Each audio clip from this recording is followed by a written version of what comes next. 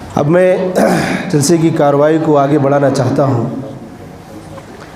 اور آپ کے سامنے ایک ایسے خطیب کو دعوت دینے جا رہا ہوں جو فن خطابت کے شہسوار بھی ہیں اور میدان علم و عرفاں کے ماہر بھی ہیں،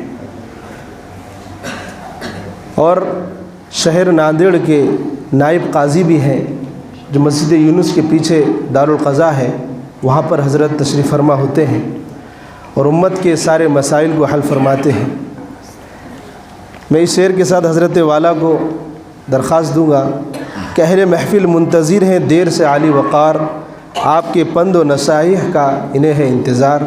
حضرت مولانا مفتی عبدالرزاق صاحب قاسمی دامت برکاتہ العالیہ۔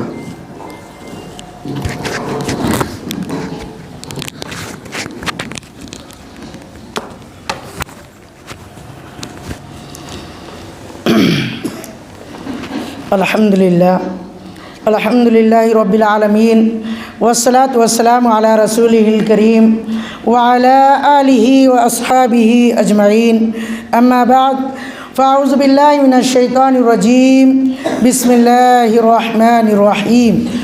لقد کان لکم فی رسول اللہ اسوۃ حسنہ، وقال تعالی فی موضع آخر یا ایھا الذین آمنوا ادخلوا فی السلم کافہ، وقال النبی صلی اللہ علیہ وسلم سل من قطعک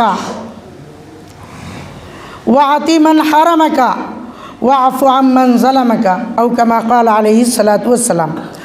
معزز صدر مکرم اور علماء اکرام، مفتیان اعظام اور عزیز سامعین، اللہ تبارک و تعالی نے اس دنیا کو بسایا اور اس دنیا میں اللہ تبارک و تعالی نے کم و بیش 18,000 مخلوقات کو بھیجا، 1 2 3 نہیں، 100 200 300 نہیں، 1000 2000 نہیں، کم و بیش اللہ تبارک و تعالی نے 18,000 مخلوقات کو بھیجا، اور ان 18,000 مخلوقات میں صرف اور صرف اللہ تبارک و تعالیٰ نے حضرت انسان کو اشرف اکرم اعظم بنایا کہ جس کی تعظیم کی جائے، جس کا اکرام کیا جائے، وہ صرف حضرت انسان ہے۔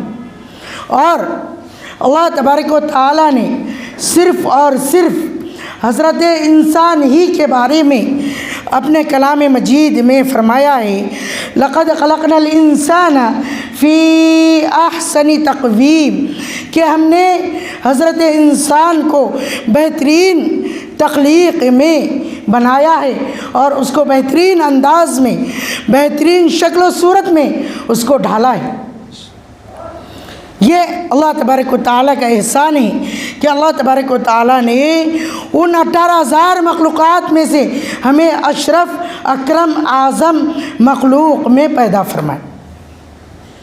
تو اللہ تبارک و تعالیٰ نے ہمیں دنیا میں بھیجا ہے تو صرف ایسے ہی نہیں بھیجا، بس بیکار کھیل کود کے لیے، لہو و لعب کے لیے، صرف نفسانی خواہشات کو مکمل کرنے کے لیے نہیں پیدا کیا، بلکہ اللہ تبارک و تعالیٰ نے ہمیں پیدا کیا ہے 2 عظیم مقصد کے لیے، 2 عظیم مقصد کے لیے۔ سب سے پہلا مقصد کہ ایک تو اللہ تبارک و تعالیٰ کی عبادت کریں۔ کیا کریں؟ وَمَا خَلَقْتُ الْجِنَّ وَالْإِنسَ إِلَّا لِيَعْبُدُونَ، قرآن مجید میں 21ویں پارے میں اللہ تبارک و تعالیٰ اپنے کلام پاک میں فرما رہے ہیں کہ ہم نے، یعنی اللہ تبارک و تعالیٰ نے جنات اور انسانوں کو صرف اپنی عبادت کے لیے پیدا کیا، لہو و لعب کے لیے پیدا نہیں کیا، اور نفسانی خواہشات کو پورا کرنے کے لیے پیدا نہیں کیا، کہ اللہ کی عبادت کے لیے پیدا۔ آج کا جو عنوان ہے اصلاح معاشرہ اور سیرت رسول کریم صلی اللہ علیہ وسلم، آپ صلی اللہ علیہ وسلم کے بے انتہا احسانات ہیں کہ آپ کے احسانات کو شمار کرتے جائے، ایک ایک احسان کو اور اس پر ایک ایک درود بھی پڑھتے جائے تو ہماری پوری زندگی ختم ہو جائے گی اور ہمارے موت کا وقت قریب آ جائے گا۔ آپ کے احسانات کے اوپر ہم حق ادا نہیں کر سکتے۔ آپ صلی اللہ علیہ وسلم کا سب سے بڑا احسان اس امت پر، چاہے وہ مسلم ہو یا ہندو مذہب کا ہو، لنگایت سماج کا ہو، کسی بھی مذہب کا ہو، اگر وہ آپ صلی اللہ علیہ وسلم کی تعلیمات کو پڑھتا ہے تو آپ کا سب سے بڑا احسان انسانیت پر یہ ہے کہ آپ نے عقیدہ توحید دیا۔ آپ صلی اللہ علیہ وسلم سے پہلے، آپ کی بعثت سے پہلے انسانیت جس ڈگر پر تھی، جس کنارے پر تھی، وہ انسانیت خود اپنے آپ کو آگ میں ڈھکلنے پر تھی، انگارے میں گرنے ہی والی تھی۔ اللہ تبارک و تعالیٰ نے رحم کیا، انسانیت پر کرم کیا اور حضور پاک صلی اللہ علیہ وسلم کو مبعوث فرمایا۔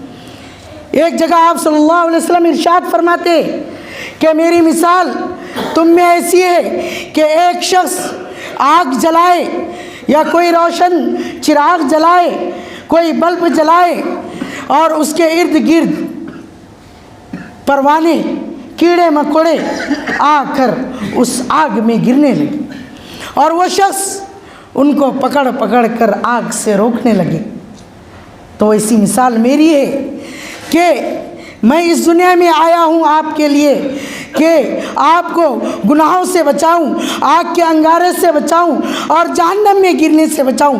آپ کی کمر کو پکڑ پکڑ کر میں انگارے سے، آگ سے دور کرنا چاہوں۔ آپ صلی اللہ علیہ وسلم سے پہلے عقیدہ توحید انسانیت کو نہیں ملی۔ آپ صلی اللہ علیہ وسلم کا احسان ہے کہ آپ نے عقیدہ توحید دیا، بتلایا کہ تمہارے کو پیدا کرنے والا صرف ایک اللہ ہے، ایک ذات ہے، اسی نے تم کو پیدا کیا۔ تمہیں رزق دینے والا صرف وہی ایک ذات ہے جو رزاق ہے، تمہیں عزتیں اور ذلتیں دینے والا وہی ایک ذات ہے۔ وَتُعِزُّ مَن تَشَاءُ وَتُذِلُّ مَن تَشَاءُ۔ آسمان، سورج، چاند، ستارے، ہر ایک کو وہ اسی کے دم پر چلتے ہیں اور اسی کا حکم مانتے ہیں۔ وَسَخَّرَ الشَّمْسَ وَالْقَمَرَ، کہ سورج کو، چاند کو اللہ تبارک و تعالیٰ نے مسخر کر دیا۔ یہ آپ صلی اللہ علیہ وسلم کا احسان ہے کہ آپ نے ہمیں عقیدہ توحید دی، بتلایا کہ موت وہ بھی اللہ تبارک و تعالیٰ دیں گے، زندگی وہ بھی اللہ تبارک و تعالیٰ دیں گے، ہنساتا بھی ہے، وہ رلاتا بھی ہے، مارتا بھی ہے، جلاتا بھی ہے، ہر چیز اللہ تبارک و تعالیٰ کے حکم سے ہوتی۔ آپ صلی اللہ علیہ وسلم نے یہ عقیدہ ہمیں دی، یہ آپ کا احسان ہے۔ سیرت سے ہمیں یہ بات معلوم ہے، جس مقصد کے لیے اللہ تبارک و تعالیٰ نے پیدا کیا تھا کہ عبادت، وہ عبادت کا طریقہ حضور پاک صلی اللہ علیہ وسلم نے اپنی سیرت کے ذریعے سے۔ دوسرا احسان آپ صلی اللہ علیہ وسلم کا ہم پر یہ ہے کہ آپ نے وحدت انسانی کا ثبوت دیا، سبق دیا کہ تمام انسان ایک ہے، سب ایک اللہ کے بندے ہیں، ایک شخص کی اولاد ہے، آپ کا رب بھی ایک، آپ کے والد حضرت آدم علیہ السلام بھی، چاہے آپ کتنے ہی برادریوں میں اور کتنے ہی قبیلوں میں بٹ جاؤ، چاہے آپ عرب کے رہنے والے ہو، ہندوستان کے رہنے والے ہو، روم کے رہنے والے ہو، فارس کے رہنے والے ہو، امریکہ کے رہنے والے ہو، افغانستان کے رہنے والے ہو، کہیں کے بھی رہنے والے ہو، کسی کا کسی بنیاد پر اکرام نہیں کیا جائے گا، اکرام کیا جائے گا ان اکرمکم عند اللہ اتقاکم، کہ انسانیت کا اکرام کیا جائے گا تو وہ صرف تقوی کی بنیاد پر۔ عرب اپنے علاوہ سب کو اجمی گونگے کہتے. ایک معاشرہ چلتا تھا، کوئی حاکم ہے تو مستقل حاکم ہے، کوئی محکوم ہے تو مستقل محکوم ہے، کوئی آقا ہے تو اس کی نسلیں تک وہ آقا رہے گا، اور کوئی مظلوم ہے تو اس کی نسلیں بھی مظلوم. لیکن حضور پاک صلی اللہ علیہ وسلم نے بتلا دیا کہ سب بھائی بھائی. حضرت سلمان فارسی فارس سے آئے، حضرت طفیل دوسا کے رہنے والے، حضرت بلال رضی اللہ تعالیٰ عنہ حبشہ کے رہنے والے، دوسرے صحابہ کدھر کدھر کے تھے، لیکن سب سے کہہ دیا کہ آپ سب بھائی بھائی، سب بھائی بھائی ہیں. کسی کو کسی پر کوئی فخر نہیں، صرف اور فخر رہے گا، اس کا اکرام کیا جائے گا تو وہ تقوی کی بنیاد پر کیا جائے. اس کے علاوہ دوسرے مالداری کی بنیاد پر، امیر ہونے کی بنیاد پر اس کو بڑا نہیں سمجھا جائے گا، غریب ہونے کی بنیاد پر، فقیر ہونے کی بنیاد پر اس کو حقیر اور ذلیل نہیں سمجھا جائے. کوئی فقیر ہے، کوئی غریب ہے، کوئی مسکین ہے تو اس کو ذلیل نہیں کیا جائے. یہ آپ صلی اللہ علیہ وسلم نے ہمیں بتلایا ہے، آپ کا یہ احسان ہے کہ تمام لوگ، انسانیت، صرف مسلمان نہیں کہا، تمام انسانیت ایک ہے. یہ حضور پاک صلی اللہ علیہ وسلم کی تعلیمات ہے. آپ نے اصلاح معاشرے کی اصلاح، اور وہ بھی سیرت پاک صلی اللہ علیہ وسلم کی روشنی. اس میں میں یہ بات کہوں گا کہ حضور پاک صلی اللہ علیہ وسلم نے معاشرے کی اصلاح کرنے سے پہلے خود کی اصلاح کی. آپ صلی اللہ علیہ وسلم کو نبوت ملی 40 سال میں، اس کے بعد آپ کو حکم دیا گیا کہ آپ دوسروں کو دعوت دو. لیکن 40 سال کی زندگی حضور پاک صلی اللہ علیہ وسلم کی دیکھی جائے تو آپ نے کیسی گزاری؟ امانت داری کے ساتھ، سچائی کے ساتھ، ہمدردی کے ساتھ، اخوت کے ساتھ، بھائی چارگی کے ساتھ، اور اسی کے ساتھ ساتھ اللہ تبارک و تعالیٰ کی عبادت کے ساتھ. آپ صلی اللہ علیہ وسلم کو 40 سال کے بعد حکم ملا کہ رشتہ داروں کو ڈرائیے، امت کو بتلائیے کہ اللہ کی عبادت کرو، اور خود حضور پاک صلی اللہ علیہ وسلم کو رسول مانو. لیکن آپ کی جو 40 سال کے پہلے کی زندگی ہے، وہ زندگی کیسی تھی کہ جان کے دشمن جو حضور پاک صلی اللہ علیہ وسلم کو نعوذ باللہ قتل کرنا چاہتے تھے، آپ کی ہستی کو دنیا سے مٹانا چاہتے تھے، وہ لوگ بھی آپ کو امین اور صادق کا لقب دے کر پکارا. وہ لوگ اپنی امانتیں حضور پاک صلی اللہ علیہ وسلم کے پاس رکھا کرتے تھے. اپنی نوجوان بیٹیوں کو کہیں وہ سفر پر جاتے تو آپ کے حوالے کر جاتے کہ آپ کے پاس اگر ہماری بیٹی رہے گی تو اس کی عفت وہ پاک دامن نہیں باقی رہے گی، اس کی عزت محفوظ رہے گی. جو لوگ آپ صلی اللہ علیہ وسلم کے نعوذ باللہ وہ جان کے دشمن تھے، وہ قتل کرنا چاہتے، وہ لوگ بھی آپ کو امین اور صادق کہا پکارا کرتے. پہلے آپ صلی اللہ علیہ وسلم نے خود کی اصلاح کی، ہر چیز میں اپنے کو سنوارا. اگر آج ہم بھی معاشرے کی اصلاح چاہتے تو سب سے پہلے ہمیں اپنے آپ کو بدلنا پڑے. آپ کو، میں کو، ہر ایک کو سب سے پہلے اپنے کو بدلنا پڑے. قرآن پاک کا ارشاد بھی ہے. قرآن پاک میں اللہ تبارک و تعالیٰ فرما رہے ہیں قوا انفسکم، کہ پہلے خود بچو، اس کے بعد اہل و عیال کو بچاؤ، اس کے بعد معاشرے کو بچاؤ. عقیدہ توحید سب سے بنیادی مسئلہ. آج جو ہم کمزور ہو رہے ہیں، آج جو ہم ہر جگہ ذلیل ہو رہے ہیں کہ ایمان مضبوط کیوں نہیں؟ کیونکہ اس کی مین وجہ ایمان مضبوط ہونے کی تھی، اس وجہ کو ہم نے چھوڑ دی، اور کمزور ہونے کی جو وجہ ہے اس کو اپنا لیا۔ بد نظری، اگر بد نظری سے حفاظت کریں گے تو ایمان کی حلاوت آئے، ایمان کی چاشنی ملے گی، عبادتوں میں مزہ ملے گا، عبادتوں میں مشقتیں اٹھانا آسان ہوگا، رضا بالقضا پر ہم راضی رہیں گے۔ لیکن بد نظری، گناہوں، نگاہوں کی حفاظت کہاں پر؟ ہر ایک اس میں ملوث ہے۔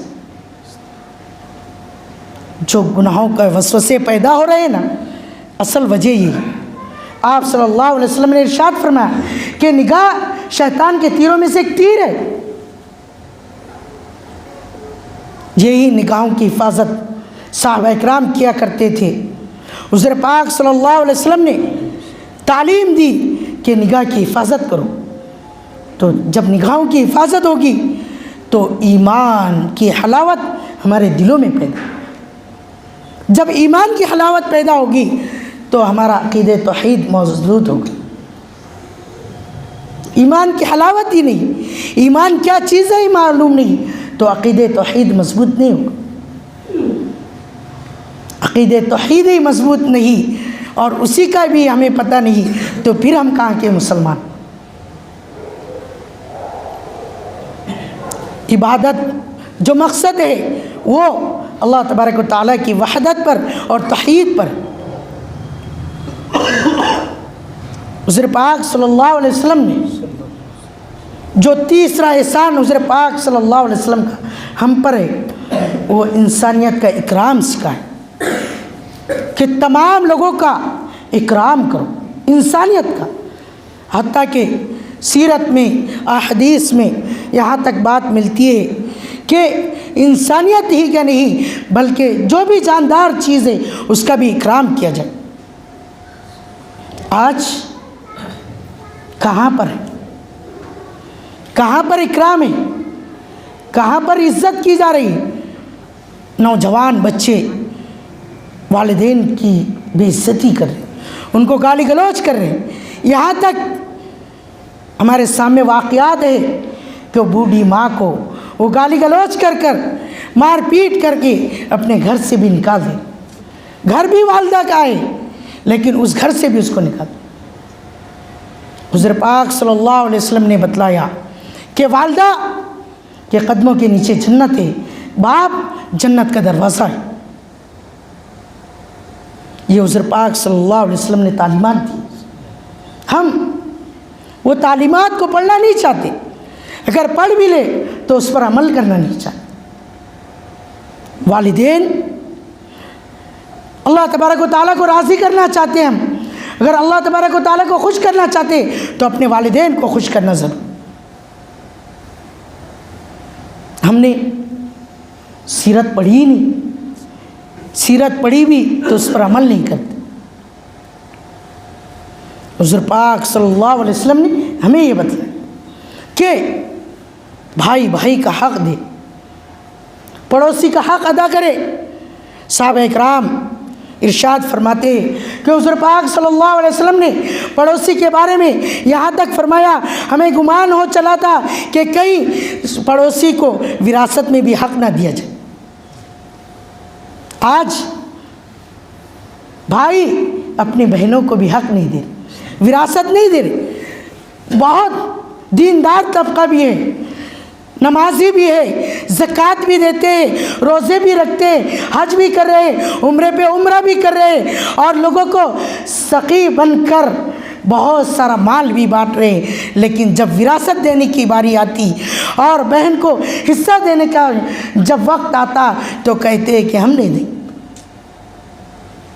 کہتے ہیں کہ ہم بہت سخی ہیں، غریبوں کو حق دیتے ہیں اور سود نہیں کھاتے، اور یہاں پر مال ہڑپ کر۔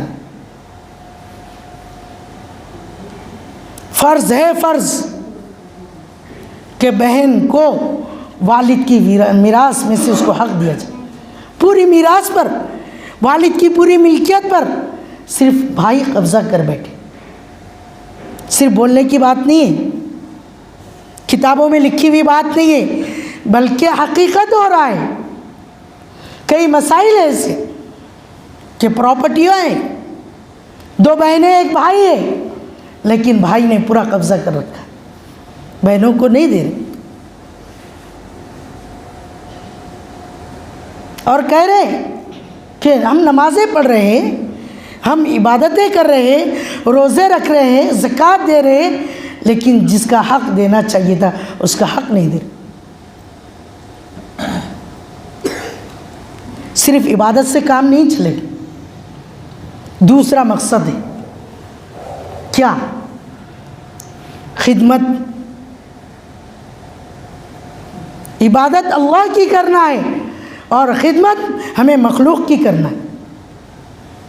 इय्याका नअबुदु व इय्याका नस्तईन, हमें अल्लाह की इबादत करना है और अल्लाह ही से मदद चाहकर मखलूक की मदद करना है। अल्लाह से लेना है, हुज़ूर पाक सल्लल्लाहु अलैहि वसल्लम की तालीमात को लेना है, उस पर ख़ुद भी अमल करना है और मखलूक को भी देना है। कहाँ खिदमत का जज्बा कहाँ रहा? भाई भाई की खिदमत के लिए, उसकी मदद के लिए तैयार नहीं, भाई को वक्त देने के लिए तैयार नहीं, रिश्तेदारों को वक्त देने के लिए तैयार नहीं, अपने वालिदैन को वक्त देने के लिए तैयार नहीं, उनकी खिदमत करने के लिए तैयार नहीं, बस वक्त है तो मोबाइल पर एक से एक गुनाह में मुलव्विस,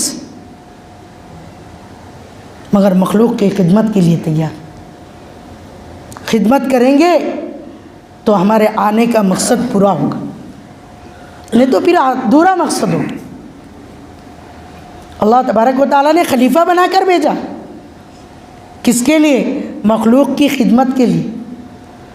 हुज़ूर पाक सल्लल्लाहु अलैहि वसल्लम की तालीमात को देखेंगे। आप पर जब पहली वही नाजिल हुई, आप घबरा रहे थे, परेशान हो रहे थे, आप पर कपकपी तारी थी, आप घर पर आ गए, कहने लगे अपनी ज़ौजे मोहतरमा से, ज़म्मिलूनी ज़म्मिलूनी, मुझको कंबल उड़ा दो, कंबल उड़ा दो। हज़रत खदीजा रज़ी अल्लाह तआला अन्हा ने उस वक्त जो कलिमात आपके बारे में इरशाद फरमाए, वो सोने से लिखने के काबिल है कि आप घबराए नहीं, आप परेशान मत होइए कि अल्लाह आपको ज़ाय नहीं करेगा। आप भूखों को खाना खिलाते, प्यासों को पानी पिलाते, कमज़ोरों की मदद करते और यतीमों को, बेवाओं को और मोहताजों की आप मदद करते। ये खिदमत ही तो थी। क्या थी खिदमत? कोई परेशान हाल है, उसके परेशानी को दूर कर दी, कोई मोहताज है, उसकी ज़रूरत को पूरी कर दी। ये खिदमत ही आज हर एक हिर्स में और लालच में कि सिर्फ मेरे पास आने दो, मैं किसी को नहीं दूँ। खर्च करने का माल खर्च करेंगे भी तो अपनी खुद की ज़रूरतों को, अल्लाह के लिए और मखलूक की मदद करने के लिए खर्च करने का नहीं, भाई मेरे लिए आने दो, कितना भी आने दो। ऐसा हो। हुज़ूर पाक सल्लल्लाहु अलैहि वसल्लम ने बतलाया इंसानियत का इकराम, कि हर एक का इकराम करो, हर एक की ताज़ीम करो, हर एक की इज़्ज़त करो। कोई भूखा है तो उसको खाना खिलाओ। हदीस है कि अल्लाह तबारक व तआला कल आखिरत में फरमाएंगे एक शख्स से कि मैं भूखा था और तूने मुझको खाना नहीं खिलाया। वो शख्स कहेगा, ए अल्लाह, आप रज़्ज़ाक़, आप तमाम मखलूक़ात को रिज़्क़ देने वाले आप भूखे। कि नहीं, मेरा फ़ला बंदा भूखा था, उसको खाने की ज़रूरत थी, वो परेशान था, वो मुसीबत ज़दा था, उस पर आसमानी ज़मीनी मुसीबत आई हुई थी और वो भूख से तड़प रहा था और उस वक्त तूने उसको खाना नहीं खिलाया। अगर तो उसको खिला देता तो गोया कि मुझको खिला। दूसरे बंदे से अल्लाह तबारक तआला इरशाद کہ میں پیاسا تھا اور تو نے مجھ کو پانی نہیں پلائے، میں ننگا تھا اور تو نے مجھ کو کپڑے نہیں پہنائے، وہ کہے گا اے اللہ آپ تو ان سب چیزوں سے بری ہے اور آپ کو پیاس بھی نہیں لگتی، آپ خود ساقی ہیں، آپ پلانے والے ہیں، آپ پہنانے والے ہیں۔ اللہ تبارک و تعالیٰ ارشاد فرمائیں گے کہ فلاں بندہ تھا، وہ پیاس سے تڑپ رہا تھا، گرمی کی شدت تھی، اگر تو اس کو پانی پلا دیتا گویا کہ مجھ کو پہنا، تو اس کو کپڑے پہنا دیتا گویا کہ مجھ کو پہناتا، اور آج اس کا بدلہ پاتا۔ آج ہر ایک دوسرے کے حق کو دبا رہا، بھائی بہنوں کے حق کو دبا رہے ہیں، بہنیں بھائیوں کے حق کو دبا رہے ہیں، دوست کے حق کو دبا رہا ہے، ہر ایک دوسرے کے ساتھ حق تلفی کر، صرف کہنے کی بات نہیں، معاشرے میں آپ چل پڑ کر دیکھیں گے تو آپ کو خود پتہ چل جائے گا کہ کتنے آج حق تلفی ہو رہی۔ حضور پاک صلی اللہ علیہ وسلم نے تمام کے حقوق بتائے کہ والدہ کا بھی حق بتایا، بیوی کا بھی حق بتایا، والد کا بھی حق بتایا، بچے کا بھی حق بتایا، بھائی کا بھی حق بتایا، بہن کا بھی حق بتایا، دوست کا بھی حق بتایا، پڑوسی کا بھی حق بتایا، ہر ایک کا حق بتلائے۔ سب سے کہا کہ تمام انسانیت کے ساتھ آپ اچھا برتاؤ، ہر ایک کو اس کے حقوق بتائے۔ تاجر ہے تو تاجر کو بھی بتایا کہ آپ کے یہ حقوق ہے، آپ اپنے گراہک کے ساتھ یہ سلوک کیا کریں۔ ایک معلم ہے، اس کو بھی یہ بتایا کہ آپ اپنے شاگردوں کے ساتھ یہ حق ہے شاگرد کے استاد پر اس کو ادا کیا کریں۔ لیکن کہاں پر ہے آج ہم میں حقوق ادا کرنے کی بات کہاں پر ہے؟ حضور پاک صلی اللہ علیہ وسلم کو مشرکوں نے، کافروں نے امین کہا، اور وہ امانت، وہ ایمانداری ہم میں کہاں پر؟ ہم حضور پاک صلی اللہ علیہ وسلم کی امتی۔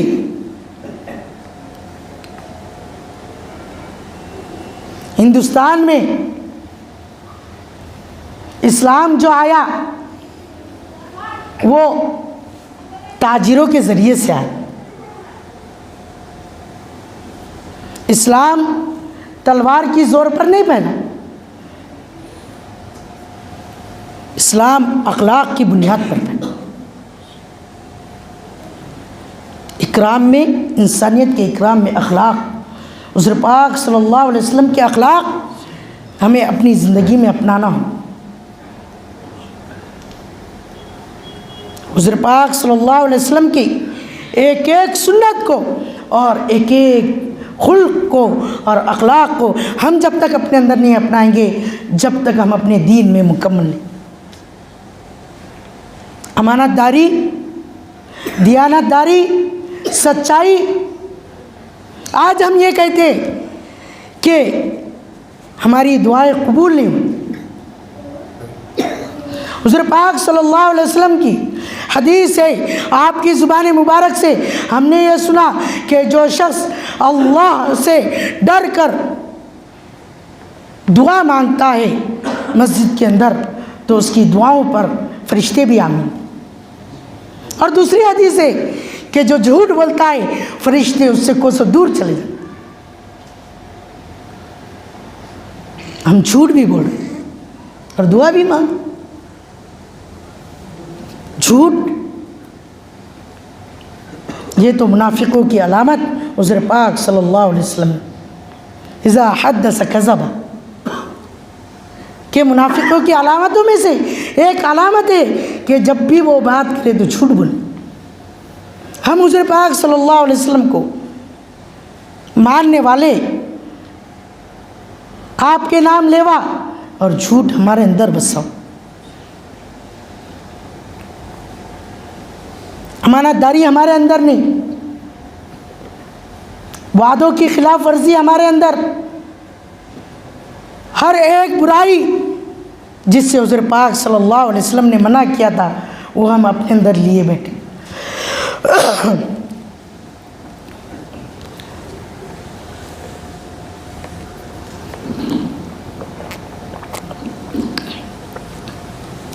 اگر حضور پاک صلی اللہ علیہ وسلم کی سیرت پر ہمیں عمل کرنا ہے تو ان اخلاق کو جو حضور پاک صلی اللہ علیہ وسلم لے کر آئے ان اخلاق کو اپنانا ہوگا۔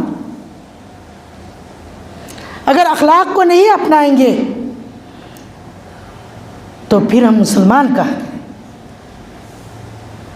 آنے کا مقصد ہی پورا نہیں ہوگا۔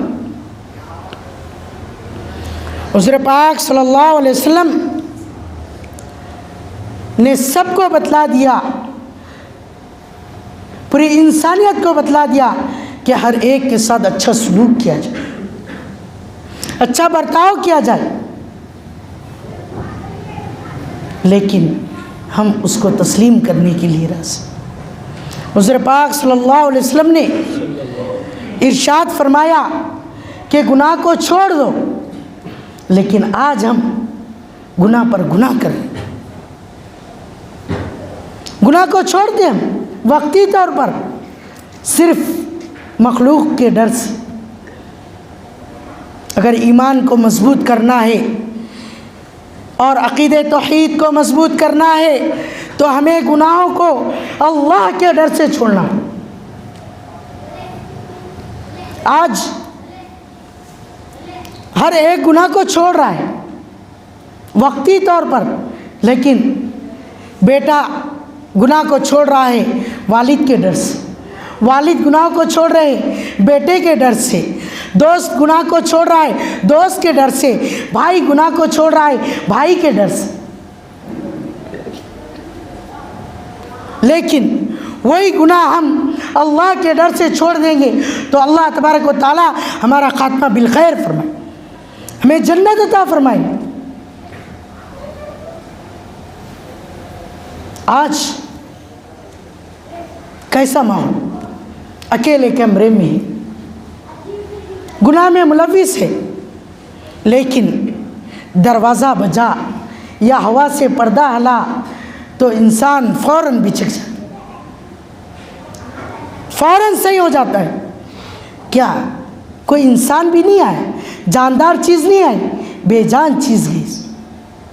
ہوا سے دروازہ تھوڑا سا ہے، لیکن وہی گناہ کو ہم اللہ کے ڈر سے چھوڑیں گے تو اللہ تبارک و تعالیٰ اس کی وجہ سے ہمارا ٹھکانہ جنت بنائے۔ لیکن ہم چھوڑنے کے لیے راضی، چھوڑیں گے وقتی طور پر۔ ایک واقعہ ہے کہ حضرت امام شافعی رحمۃ اللہ علیہ کے زمانے میں ایک بادشاہ وقت تھا، اس کی بیوی بہت خوبصورت تھی، انتہائی خوبصورت بادشاہ کی بیوی تھی۔ بادشاہ سے وہ کسی بات پر ناراض تھی، بادشاہ اس کو منا رہا تھا، لیکن بیوی ماننے کے لیے تیار نہیں تھی۔ ادھر سے بادشاہ کی طرف سے اصرار ہو رہا ہے، ادھر سے انکار ہو رہا ہے۔ بادشاہ اس کو منانے کی انتہائی کوشش کر رہا ہے اور وہ انکار پر انکار کرتی جا رہی۔ بادشاہ تھا اور وہ بھی ملکہ تھی، اس نے غصے میں ملکہ نے کہہ دیا بادشاہ سے کہ چل ہٹ جہنمی۔ بادشاہ ہے، اس کو اس کی بیوی نے جہنمی کہہ دیا۔ اب اس کو بھی غصہ آ گیا، اس نے کہا کہ اگر میں جہنمی تو تجھ کو 3 طلاق۔ اب مسئلہ دماغ تھوڑا سا ٹھنڈا ہوا، دونوں بھی پریشان مفتیان کرام کے پاس آئے کہ بھئی اب کیا کیا جائے۔ پہلے ہی پوچھ لیتے تو مسئلہ حل ہوتا تھا، لیکن اب 3 طلاق دے دیے، 3 طلاق بھی شرط پہ دی گئی۔ یہ اس پر سنا رہا ہوں کہ ہمیں گناہ کو چھوڑنا ہے اللہ کے خوف سے، اللہ کے ڈر سے۔ بادشاہ وقت علماء کرام کے پاس گیا کہ عالم صاحب یہ مسئلہ ہے کہ میری بیوی نے کہا کہ مجھ کو تو جہنمی، اور میں نے اس پر یہ کہا کہ میں جہنمی تو تجھ کو 3 طلاق۔ سب علماء کرام پریشان کہ کیا کیا جائے۔ اگر طلاق واقع کی جائے تو ادھر بادشاہ کو جہنمی قرار دیا جائے گا، اگر طلاق واقع نہ کی جائے تو ادھر بادشاہ کے بارے میں یہ اقرار کیا جا رہا ہے کہ بادشاہ جہنمی نہیں ہے، اور یہ دنیا میں فیصلہ کون کرے؟ کیا کیا جائے؟ حضرت امام شافعی رحمۃ اللہ علیہ کے پاس یہ مسئلہ گیا۔ حضرت نے کہا کہ بادشاہ کو میرے پاس بھیجا جائے۔ بادشاہ جب حضرت کے پاس آیا تو حضرت نے اس سے تنہائی میں گفتگو کی، اس سے کہا کہ پوری زندگی میں کوئی ایک واقعہ ایسا ہے کہ آپ نے گناہ کو اللہ کے ڈر سے چھوڑا؟ وہ سوچنے لگا، بہت دیر سوچنے کے بعد کہا کہ ہاں ایک واقعہ ہے کہ ایک وقت میں میرے دربار سے، اپنے دربار کے وقت سے بہت پہلے اپنے گھر پر آ گیا، محل میں آ گیا، میرے روم کو ایک نوجوان دوشیزہ خوبصورت وہ صاف کر رہی تھی، اس کو دیکھ کر میری نیت بدل گئی اور میں نے دروازے کی کنڈی لگائی۔ وہ پاک دامن دوشیزہ نے جیسے ہی میرے تیور کو دیکھا، میں اس کے قریب گیا تو اس نے کہا اتق اللہ، کہ اللہ سے ڈر۔ کہ جیسے ہی اس نے یہ جملہ کہا میرے بدن پر کپکپی طاری ہو گئی، میرے بدن پر لرزہ طاری ہو گیا، اور میں نے اس سے کہا کہ تو چلی جا۔ تو وہ دروازہ کھول کر چلی گئی، اور میں نے وہ گناہ نہیں کیا۔ اس وقت اس گناہ کے کرنے سے مجھے کوئی چیز مانے نہیں۔ میں بادشاہ وقت تھا، تنہائی تھی، دوشیزہ میرے سامنے تھی، لیکن اللہ کے ڈر سے میں نے اس گناہ کو چھوڑ دیا۔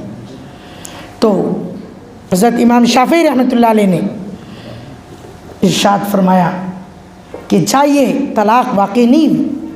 دوسرے علماء کرام حضرت کے پاس آئے کہ حضرت آپ طلاق واقع نہیں کر رہے، ہمارے لیے کوئی مسئلہ نہیں ہے، لیکن آپ بادشاہ کو جنتی قرار دے رہے، جہنمی ہونے سے اس کا انکار ہو رہا ہے۔ حضرت نے فرمایا کہ میں نہیں کہہ رہا ہوں، قرآن کہہ رہا ہے وَأَمَّا مَنْ خَافَ مَقَامَ رَبِّي وَنَهَى النَّفْسَ عَنِ الْهَوَىٰ فَإِنَّ الْجَنَّةَ هِيَ الْمَأْوَىٰ، کہ جو شخص اللہ کے ڈر سے گناہوں سے رک جائے، اللہ کے خوف سے، جنت اس کا ٹھکانہ ہے۔ تو ہمیں گناہوں کو چھوڑنا ہے، لیکن اللہ تبارک و تعالیٰ کے خوف سے، اللہ کے ڈر سے، مخلوق کے ڈر سے نہیں۔ اگر اللہ کے خوف سے، اللہ کے ڈر سے ہم گناہ کو چھوڑیں گے تو اللہ تبارک و تعالیٰ ہمارا جنت ٹھکانہ بنائے۔ اور حضور پاک صلی اللہ علیہ وسلم نے بھی جو تعلیم دی ہے کہ کسی سے نہیں ڈرایا، کسی اور ذات سے نہیں ڈرایا، صرف ڈرنا ہے تو اللہ تبارک و تعالیٰ سے ڈرنا۔ سیرت کی سب سے اہم بات یہی ہے کہ آپ صلی اللہ علیہ وسلم نے جو توحید اللہ تبارک و تعالیٰ کے بارے میں بتایا کہ ڈرو صرف اللہ تبارک و تعالیٰ سے، کسی اور سے آپ کو ڈرنے کی ضرورت نہیں رہے گی۔ اگر ایک ذات سے آپ ڈریں گے، اسی سے امید لگائیں گے، تو کسی اور ذات سے، کسی حکومت سے، کسی حاکم سے، کسی بادشاہ سے، کسی ملک سے اور کسی قوم سے بھی آپ کو ڈرنے کی ضرورت نہیں رہے گی، اور اس سے کوئی امید لگانے کی بھی ضرورت نہیں۔ تو سیرت میں سب سے پہلے اپنی اصلاح کرنا ہے، اور اس کے بعد عقیدہ توحید کو مضبوط کر کے ہمیں صرف اور صرف اللہ سے ڈرنا ہے اور اللہ ہی سے امید بھی رکھنا۔ ایمان امید اور خوف کے درمیان کی چیز، امید بھی ہو کہ اللہ تبارک و تعالی ہمیں کل آخرت میں معاف کر دیں گے، اور خوف بھی ہو کہ کہیں پکڑ نہ ہو جائے کہ اللہ تبارک و تعالی ہماری غالباً حضرت عمر رضی اللہ تعالیٰ عنہ کے بارے میں یہ قول ہے، انہی کا یہ قول ہے۔ اتنا سنا کر میں اپنی بات کو ختم کروں کہ وہ کہتے ہیں کہ کل آخرت میں اللہ تبارک و تعالیٰ اعلان کرے کہ پوری انسانیت میں سے انبیاء کو چھوڑ کر کہ صرف ایک شخص کو ہم جنت میں داخل کریں گے، تو کہتے ہیں کہ مجھے یہ امید ہے کہ وہ ایک شخص میں ہی ہوں۔